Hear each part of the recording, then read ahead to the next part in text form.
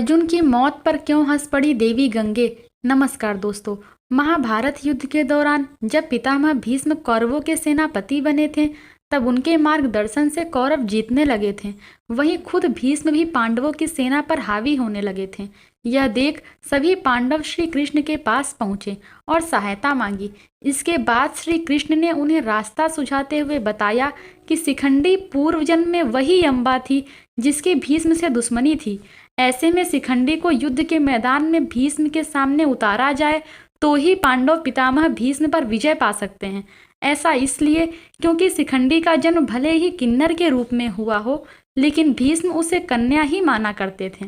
भीष्म कन्याओं पर अस्त्र शस्त्र का प्रयोग नहीं किया करते थे। इसलिए श्री कृष्ण ने अर्जुन को छल से विजय का मार्ग बताया।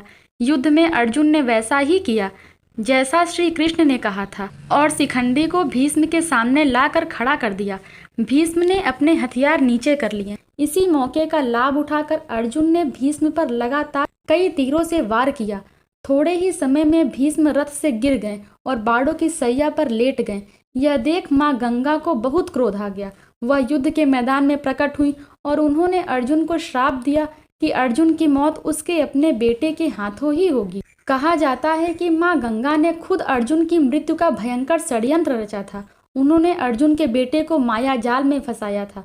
अर्जुन के बेटे बभ्रुवाहन का ऐसा भ्रमित कर दिया था कि उसने अपने ही पिता अर्जुन का सिर काटकर उनका वध कर दिया था। अर्जुन की मृत्यु होने के बाद माँ गंगा वहां प्रकट हुई और अर्जुन की मौत पर जोर जोर से हंसने लगी और कुंती से कहा, तुम्हारे पुत्र की ये हालत उसके कर्मों का परिणाम है।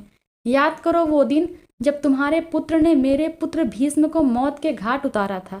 उस वक्त मेरा पुत्र भीष्म निहत्था था, लेकिन अर्जुन ने मेरे पुत्र पर बाणों की वर्षा कर दी जो कि धर्म के विरुद्ध था। इतना कहकर माँ गंगा फिर से हंसने लगी। ये सब सुनकर श्री कृष्ण को आश्चर्य हुआ कि एक माँ होकर माँ गंगा दूसरी माँ का दर्द कैसे देख सकती हैं। तब भगवान श्री कृष्ण ने बताया कि भीष्म ने अपनी मृत्यु स्वयं तय की थी। भीष्म ने ही अर्जुन को कहा था कि वो भीष्म को निहत्था मारे, अन्यथा भीष्म को पराजित करना किसी के बस की बात नहीं थी। इसी कारण अर्जुन ने भीष्म की आज्ञा का पालन करते हुए उन्हें परास्त किया।